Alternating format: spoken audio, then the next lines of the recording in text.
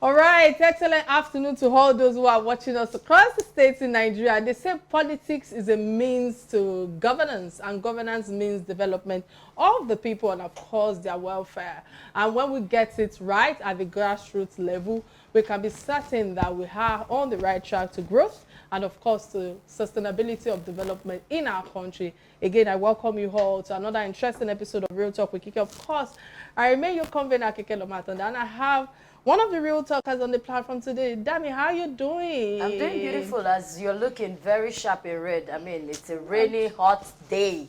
No, rainy, cold day, but you are giving us spice. Like, when I saw you, I felt like, Kike brought tomato juice again here. Kilo shele gongo. Good afternoon, everybody, from where you're watching us. It's the Real Talk with Kike show, and please join us as we take an exceptional ride today. My name is Damlola Banire. Stay with us. All right. On this day, I think in 2014 to be precise, at least 700 internal displaced persons in Wukari arrived at Jalingo, the Taraba state capital, and of course the number of displaced persons have been on the rise in this country. I think it's important for us to listen to this particular story about on this day in history segment. Please stay with us. We'll be right back.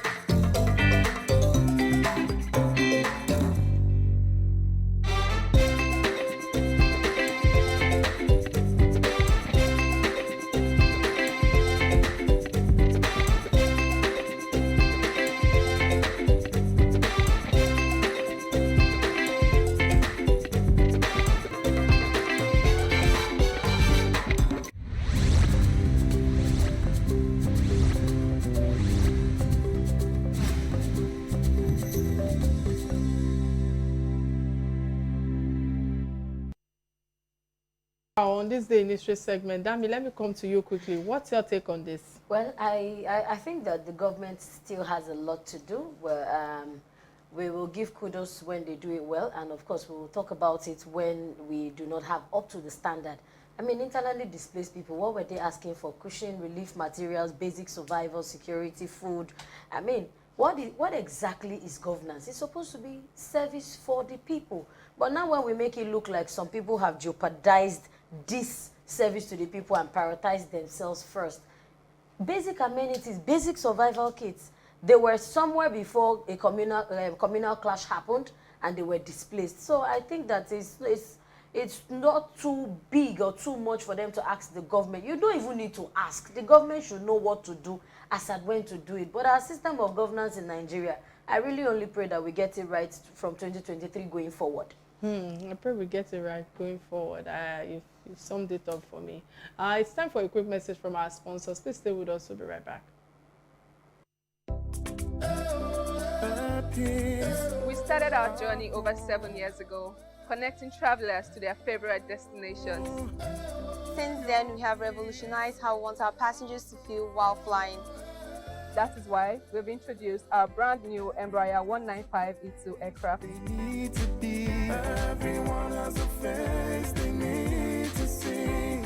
We're on a mission to add new destinations to our ever-increasing fleet.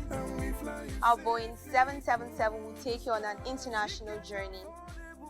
Mumbai, Guangzhou, London, Johannesburg.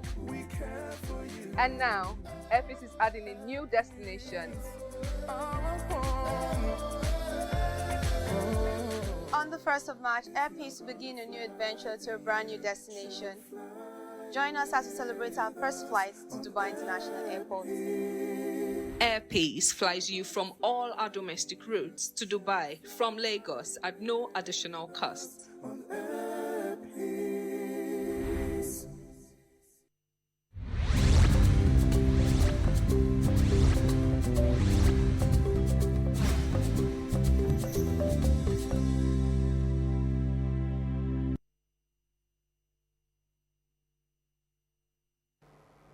All right, the Ekiti State governorship election held on Saturday, June 18, 2021, and it has come and it has gone, of course, with Biodun Oyebanji of the All Progressive Congress as the winner. However, some incidents, we like to say, an innovation that happened during the polls will not be forgotten in the hurry, and this includes and not limited to the pre-election violence, of course, deployment of BVAS, electronic transmission of election results, transmission of election results, votes buying. Yes, we're going to be getting the pocket of ballots, box snatching, and of course, massive, talking about massive turnout of voters. We'll get there as well. Some is a bit relative. Some people are of the opinion that not quite a number of people actually turned out. But the use of BVAS as against smart card readers also ensured credibility of the process, and the e-transmission of results for the first time in Nigerian election helped voters and of course election monitors to have a fair knowledge of what the outcome of the election would be or was at the time. And on the show today, we will be discussing the Ekiti elections, the results, outcomes, party electronics, electoral and of course the future ahead of the people of Ekiti State in the new administration. And our first guest today is Honorable Kayode Babade, the Director, Contact and Mobilization of the BAO campaign organization. Let's get his profile and we'll connect with him via Zoom. Please stay with us. We'll be right back.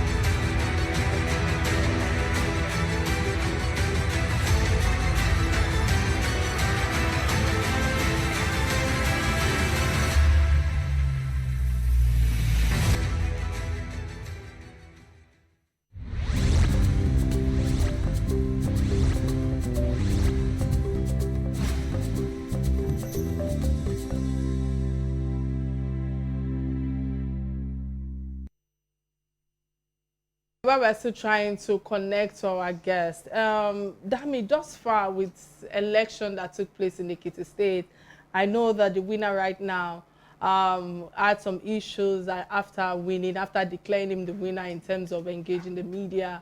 And of course, when I said earlier in my intro regarding a lot of voters turning, I think is relative in some parts of Ekiti State. Actually, there are quite a number of people that turned in. But when you look at the numbers of voters from APC, from PDP, from SDP, and all of that, and the numbers of people who didn't actually turn out, that is a bit, it's a lot of question for me. What's your take on this? Well, I think that from information that I also gathered was that, that ASU is currently on strike, and I know according to results that there are 2 polling units. And because ASU is on strike, some of the students registered within that area, which is their polling unit. And I think that one of the things that affected the number of registered voters in that area and the outcome of people who eventually voted, one of those things. But by and large, I think INEC has not done too badly. There's room for improvement from the last election in 2019, if I'm being correct. And I think that moving forward, we can only keep encouraging people. Ekiti has shown us a sample of what we should expect. Of course, Ekiti is not as big as, I think Osogbo is bigger than Ekiti, but we have seen what we can expect for other states come 2023. So why not, if not, INEC has not done too badly, but we also saw a bit of lapses on the side of the parties, and even for the flag bearer of the SDP, who says that he did not agree with the result in entirety. The PDP flag bearer considered defeat according to what we have seen so far, but I don't know, maybe the SDP candidate will be willing to push further, go to court, since he says that he's not accepting that result. But whatever it is, I wish Ekiti State all the very best in their next 4 years dispensation of the new governance.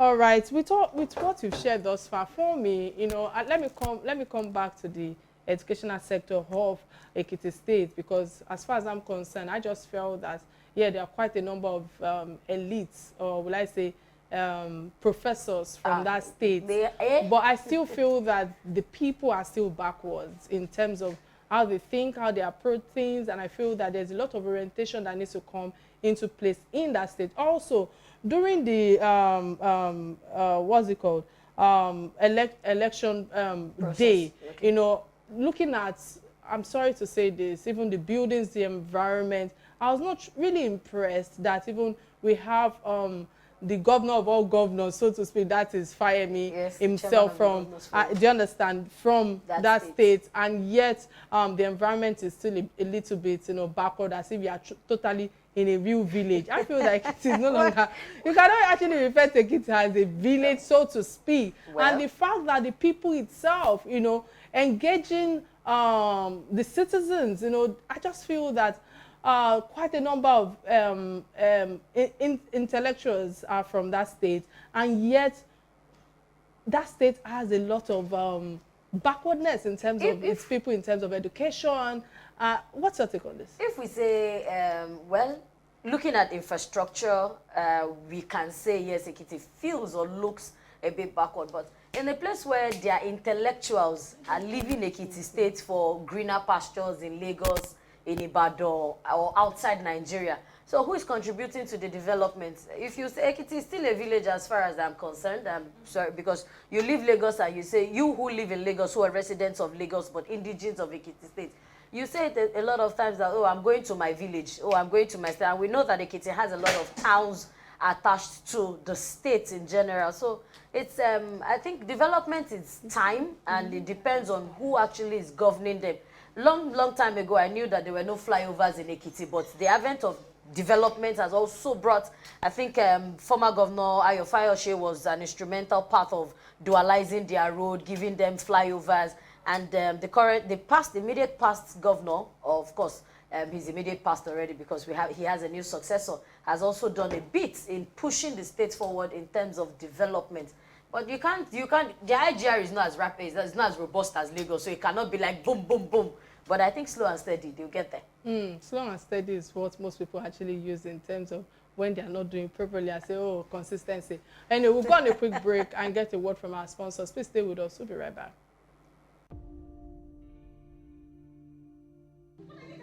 I used to care for the world's opinion.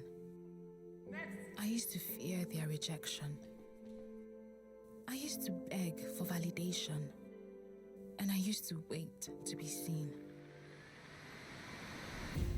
But the fire that burned in me was hotter. And the passion that lived in me had a voice of its own. So I stopped waiting and started to act. I stopped fearing and started to live. And when they thought I'd fail, I stepped into my power. Because my time is now. Amstel Malta, be your best.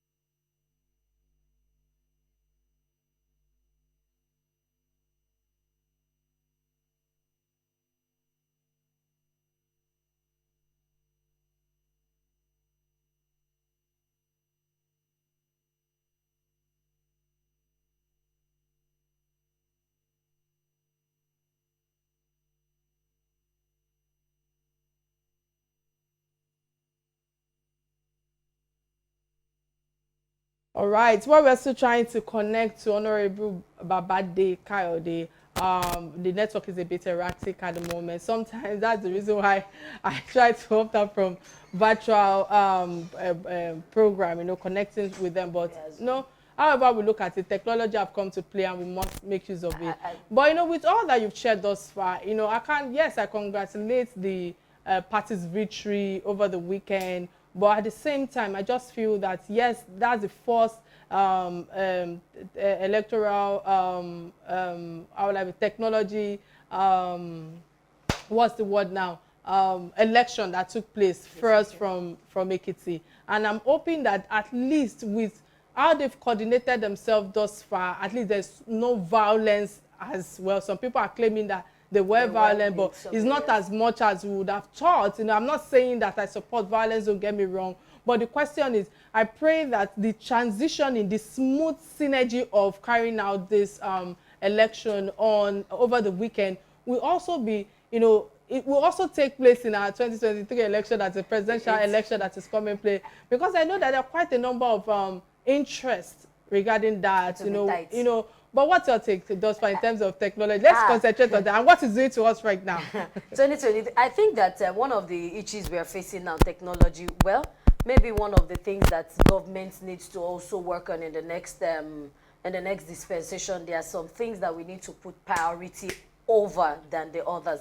And this is why I'm saying this. 2020 was able to teach us that it's not every time you have to get out there, and we saw different mediums of engaging each other on video calls, and some other applications came about. Now, this is it. If we want to go by electronic voting system, it must be very transparent. It must be workable. Because in the event that you go and thumbprint and they are telling you that, oh, the card readers are faulty, or network is not accepting it, and we should also consider people who left their homes to stand under the sun. We don't know how the day will look like, or under the rain, with little or no provision. We've seen it in time past that people even vote under the rain, under scorching sun. It takes individuals to just say, okay, you know what, let's provide a canopy for shelter for us to have an enabling environment, and so to speak. But moving forward, I think INEC should also, I was discussing with a friend yesterday, and we were talking about the magnanimity of INEC at this point, and saying that, what was it called here, that people who have actually voted and who have registered, that INEC, maybe they had a 60% plan and now they are overwhelmed. I said, because that's the problem of Nigeria. Sometimes we don't plan ahead. I would use an example of maybe an event caterer this time, and says, you contract a caterer for a job for 60 guests. It's good for a caterer who knows their onion to plan for 80 or 90, knowing that peradventure one person will bring one person and one person will bring the other. So this is the case of INEC. If you have XYZ amount of people who are eligible to vote, you know that from 4 years ago, some XYZ amount would have added up into the age of 18 who are now going to be eligible voters. So it's just for you to make more provision. That's why we have now that even INEC is as overwhelmed as they are not giving cards. Some people have not been able to pick up their card despite that they've done registrations back and forth. 2023 will really be tight, because I think at this point the youths are really, really involved. What they did used to see before in the last 4 years, 8 years, and other dispensations. But now it's like, I think these people are not taking it lightly. And like I always say, the egusi soup is getting very tight, because different obstacles, they are entering the matter. So 2023, I hope that INEC will make provisions for all of us. All right, let me use this opportunity to open our phone lines. Remember that you can be part of this conversation by calling our studio number 080098877 showing on your screen right now. And remember that we're streaming live on Facebook page and YouTube page on Real Talk with Kike, and of course on Silverbird platform. With all that you've shared thus far, I understand our guest is connected to us now. Okay. All right, do we have our guest now? All right, so I understand that our guest is not, we've not been able to connect to him. Right. Okay, let's go on a quick break and try to resolve the internet connection. Stay with us, we'll be right back.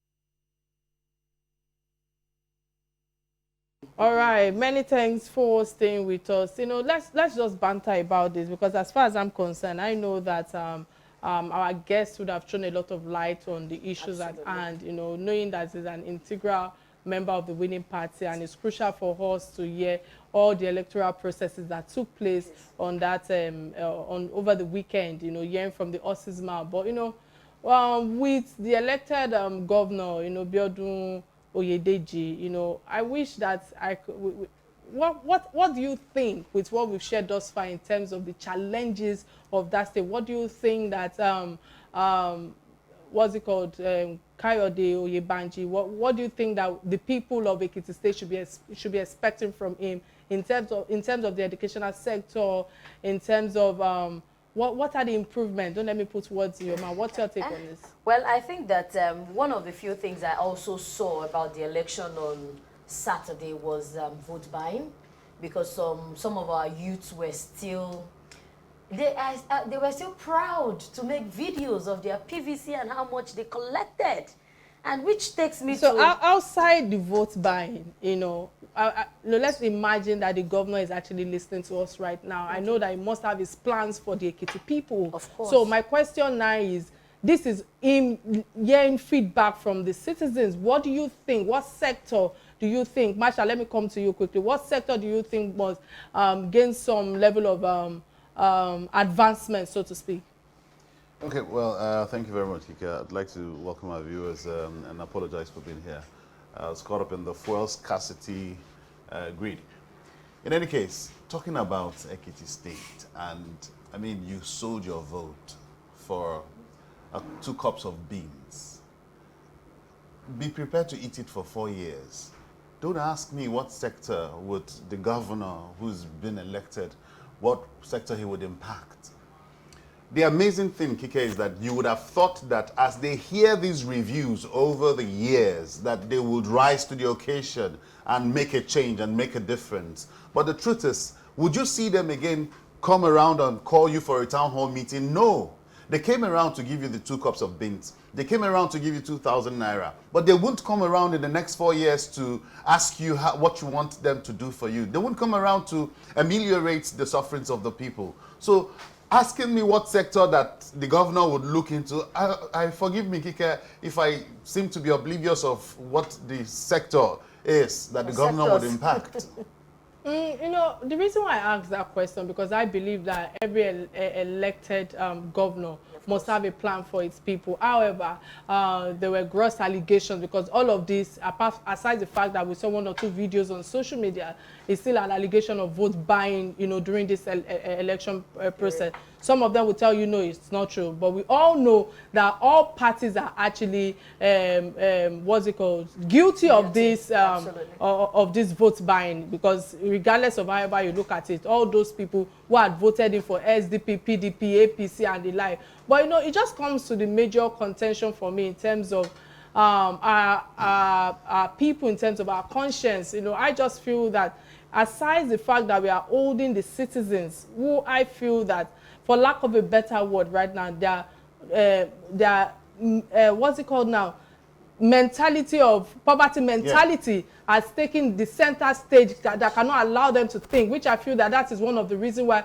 most of them are doing the things they are doing. The people that are elected in that position was once upon a time like these people. So where is the change? It has become a culture where it's been transferred even to our unborn generation, if things are not being taken care of. So the thing is, how do we hold people in terms of conscience and character? What we lack today in our country is people of character. Hence the reason why you see that this has become a continuous culture. How do we move forward from here? I think that one of the things that he should focus on is education, because the more you educate your people, the more they have the enabling environment to thrive. And like when you opened up and said there are a lot of professors, I've been to Ekiti State before, and permit me to say that I was in front of a man's office and I started counting how many professional exams that he put on his post board, and I counted about 16. So I was at the mechanics workshop, and they said, "Auntie, what cut your fancy?" I said, MSc, BSc, EAD, and different what's it called on the signpost. And one of the mechanics was like, you don't know that man. That man takes a professional exam every year. Like Kike said, They've produced a lot of professors, they've produced a lot of doctors, but are they within the states to make things happen? Or like you also emphasize that, is the governor going to reach out to some of these elites, super elite people to say, okay, you know what, how do we do it? But I think first thing is education for any state, then look into your health and look into social amenities that can better the life of your indigents. For me, if you ask me, I'd say, I think the first thing is he would have to recoup. The Ministry of Recuperation. He would have to recoup the money he spent buying those 2 cups of beans he gave you. And then after recouping, then he would have to also serve his masters.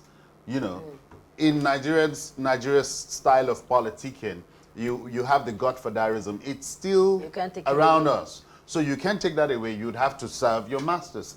Before then, you begin to become human. Like Kike is struggling to see the change that these people were once upon a time, you know, there. And hopefully that they know the plight of the people. It is usually at the tail end that you see them have some grains of remorse, you know, coming to say, some empathy, yeah, some kind of empathy of sort.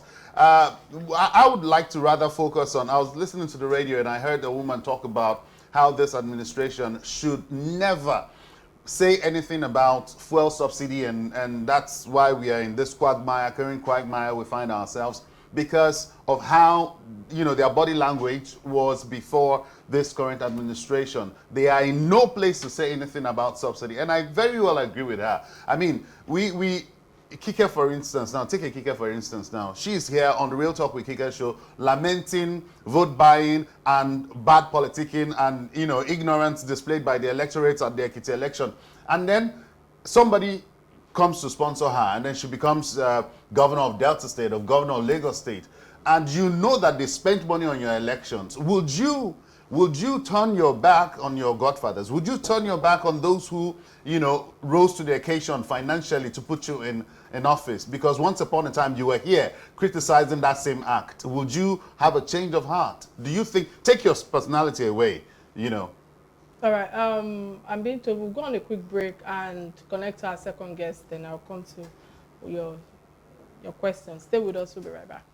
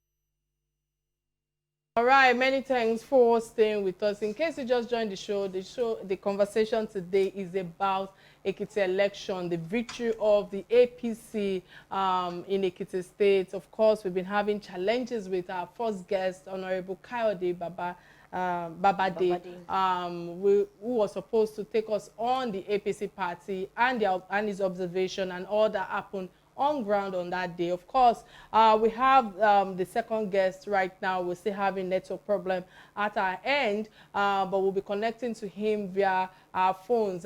His name is Honorable Debo Ologunagba, the PDP national spokesperson, is a representative of the PDP party. Again, let's get his profile before we engage him. Please stay with us. We'll be right back.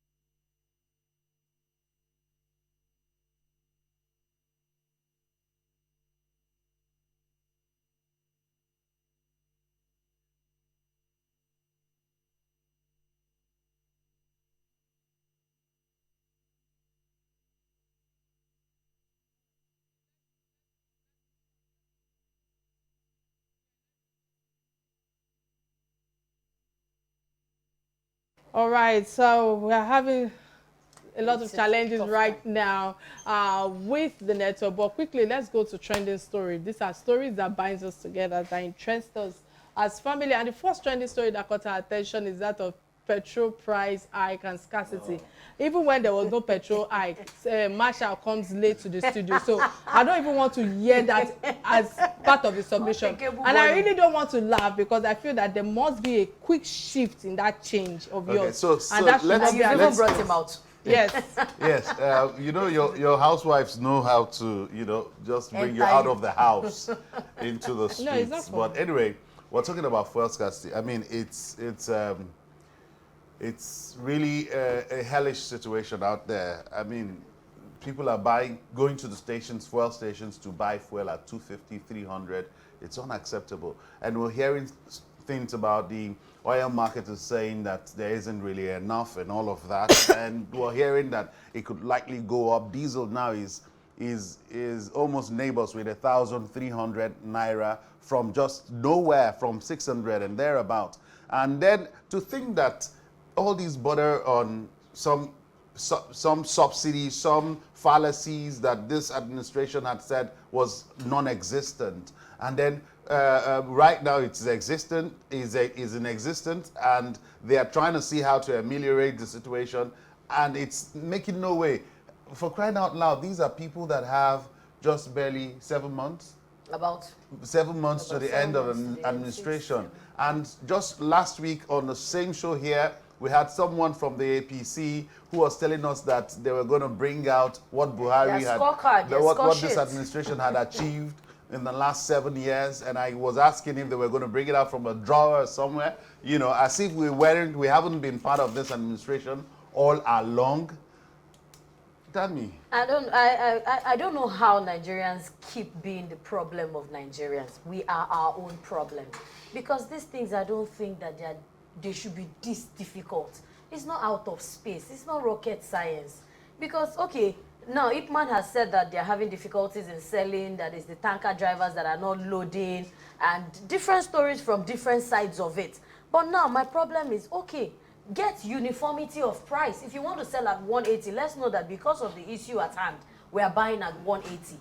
I was hearing on the radio today, and somebody said around the Gondo area they are buying at 300. 300, yes. I bought at 200 yesterday around College Road. I bought at 180. You bought at 180. Yeah. Now there's no uniformity. So some people definitely are making more gains than the other. And that has always been an issue with price control in Nigeria since when I was growing up. If you want to buy a cup of Gary here, in store A, she's saying it's 100 naira. Store B will tell you bring 95. Store C will tell you I can go for 80. Now I'm thinking in all three stores, and in all three different prices, they have made their gains. So why are you now making it very difficult for us, we that we are family, me that you still come and ask for cushion? You're not making life difficult for me. It's not fair.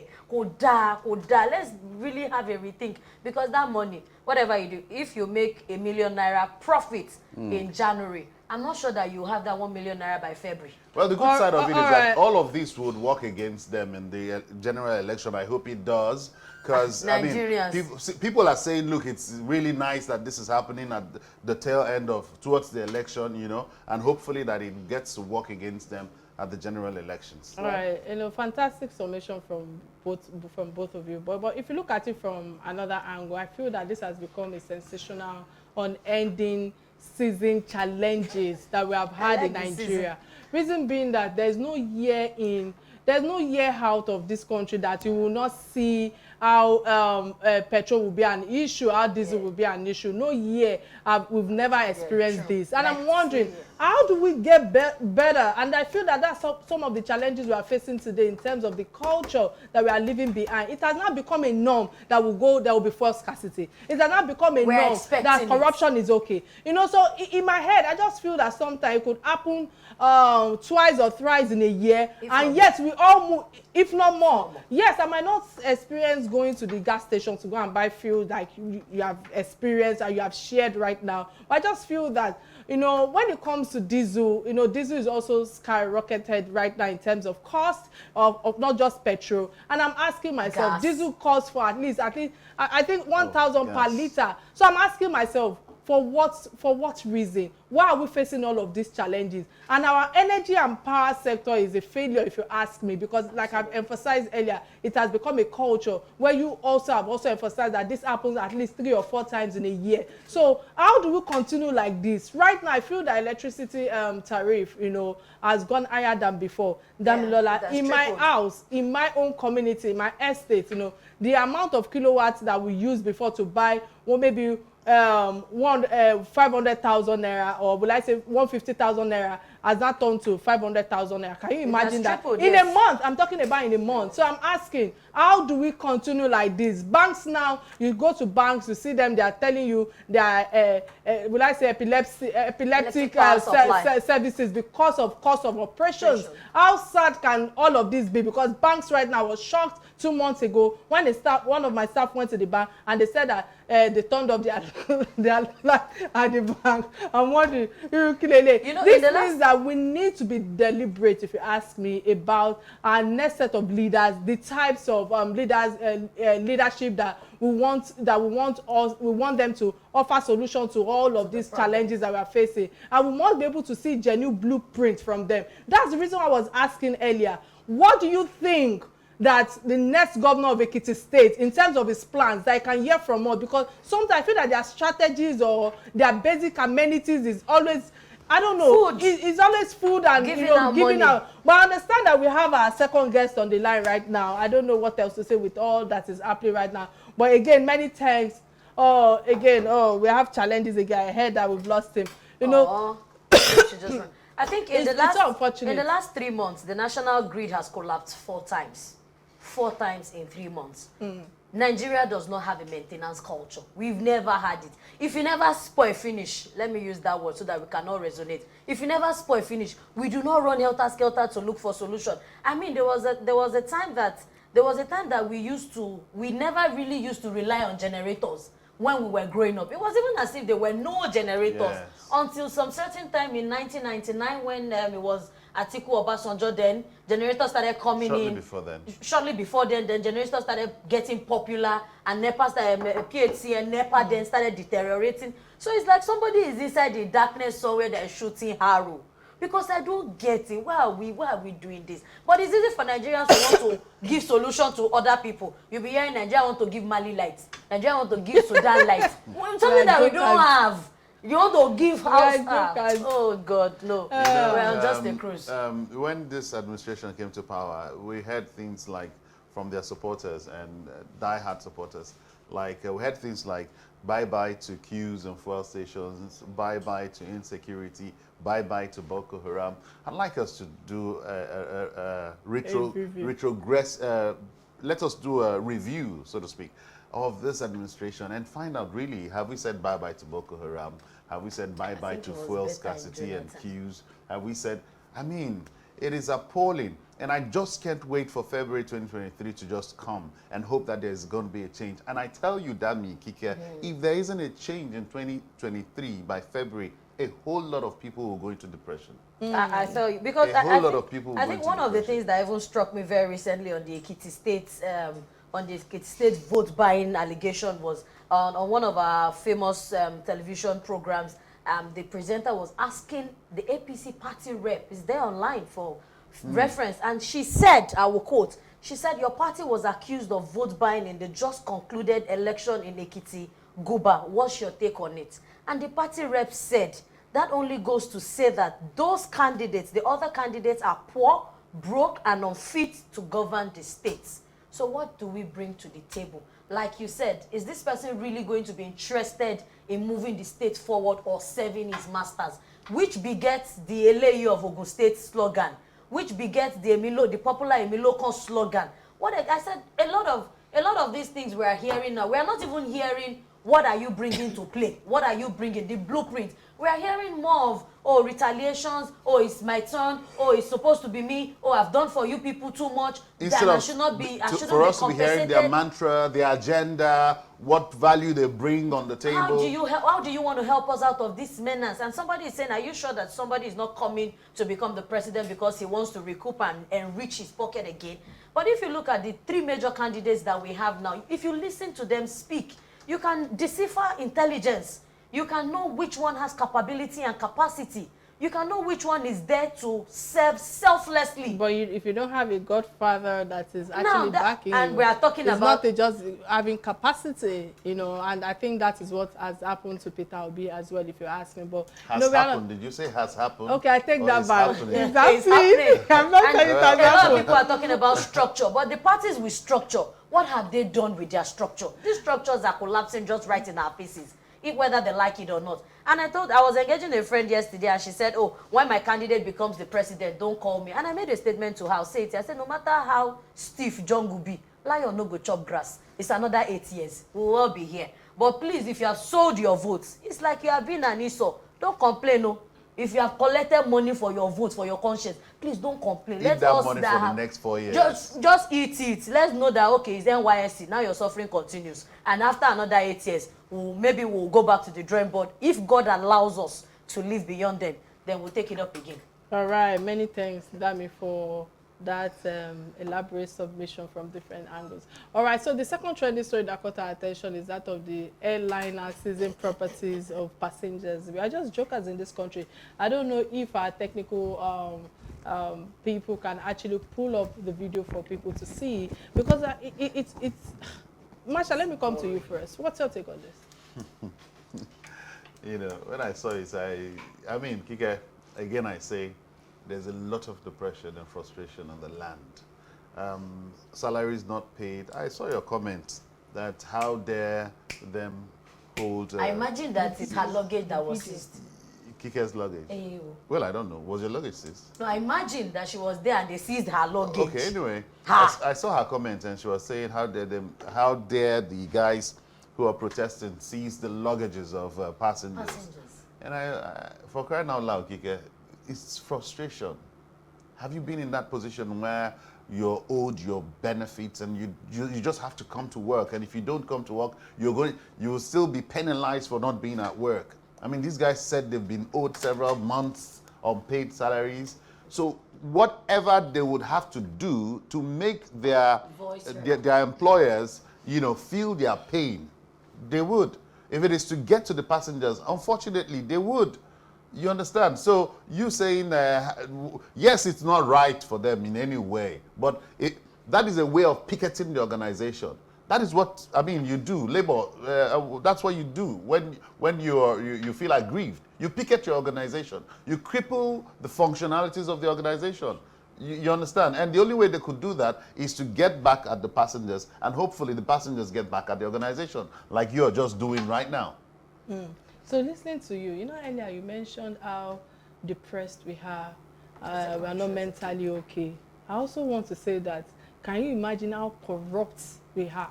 Let's emphasize on corruption, because as far as I'm concerned, I'm wondering, how can a management be owing its staff months of salary? And this so-called organization, so to speak, they eat 3 square meals. Passengers pay every minute. Every day. No However you look at credits. it, we are all living to pay bills. So I'm asking myself, why can't you downsize? I don't care the cost of operations or staff remuneration or the fundamental incentives that sometimes comes back to staff. But I just feel that they are working and businesses are running. Every day you run gas in your car. Every day you run PHCN at home. And I'm wondering why organizations cannot understand that the kind of living that you have is the same way your subordinates are also having. It might just be different it might just be different because of lifestyle. But I just feel that there are, you know, there's a I don't know, for lack of a better word right now, I feel that we really don't have conscience in this country. That's the reason why we realize that not a lot of people wish the other party well. Because if you understand the community living of everybody being okay to have the basic amenity, at least to put 1 square meal on the table, there are certain behavioral patterns that will not exhibit in this country, knowing that there's also no policy that is actually guiding us. There's no policy and there's no strategy of, that is also guiding some organization. Hence the reason why they feel that they can do anything and get away with it. Again, let's not back it down to, you know, how much wrong on acceptability the staff will result to seizing luggages of passengers, if you ask me. As far as I'm telling you, it is totally unacceptable. It's not done anywhere, and it is against the law if we do not understand the law. Yes. And I feel that at the end of the day, what does it mean anyway to even the passengers? Is another thing that the air ticket you are buying is very expensive. Yeah, you will go through all sorts of COVID, whatever, and the likes and all of that. And even the condition of the airport that we are talking about is not even conducive. Hence the reason why you now see that at the end of the day, you will now see some so-called, don't let me use the word, will seize your luggages after sitting hours in the plane. I just feel that, you know, all this needs to end quickly when it comes to how we treat each other, how illegal our actions are, because there are a lot of illegal actions that will, exactly. And I feel that the complication is not just the solution to the problem that we have at the moment, because there are certain behavioral patterns again that I'm emphasizing on, that if we are not careful, our unborn generation will take on this. We have inherited some from our parents, so many things, and we need to do a lot of unlearning, relearning. And at the end of the day, you see these people sitting comfortably, living in their offices. I think that very recently, there's been too much eyes on the airport structure, on the airport, on our airspace, from leakages in the airport to no electricity supply. And a few weeks back, there was they found out that there was a dead body on the runway. I don't know how far that news has gone, with no authorities saying this was what happened. And like the stories I even heard, they do not even know if the dead body was hit by a plane or whatever happened to it. And now, unpaid salaries, it is not acceptable on any level for you to seize the belongings of a passenger. These passengers can also come around to sue you people. Now, it's more damages being done because you don't even have the money to feed yet. Now, you are causing more problems. Headache is bringing sledgehammer the solution to headache. No, you know the appropriate quarters to go to. Now, this is about 6 months' salary. What happened in month 1, month 2? And there's a complacence in the air with Nigerians. They feel like, oh, they will pay.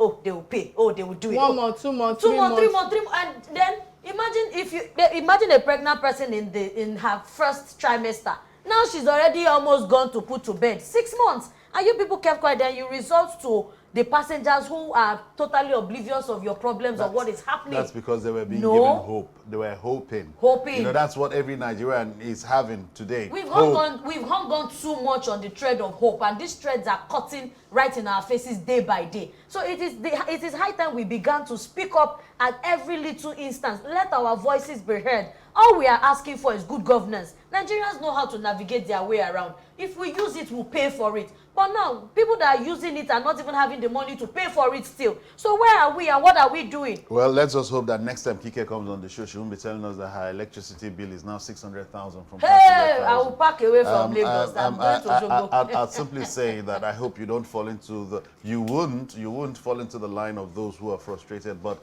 really, every one of us have some level of frustration. Some mental stress or the other. Some level of frustration. And I pray and I speak to Nigerians, I say, please, I beg you, 2023, February, change the narrative. Let's begin to change the narrative. Let's begin to speak something different. Let's not come back to this again. I wouldn't want to be on the Real Talk show talking about how a government is bad or something is not working or this needs to be done. Let's just move away from all of this quagmire to a place of uhuru, where we can say, yes, it has been done. All right, many thanks to my co-host for keeping it real. On this note, this is where we draw the curtains of the show. Apologies again to both of my guests for the network, the internet disruption. So we'll come your way next week. Please keep being real. Bye now.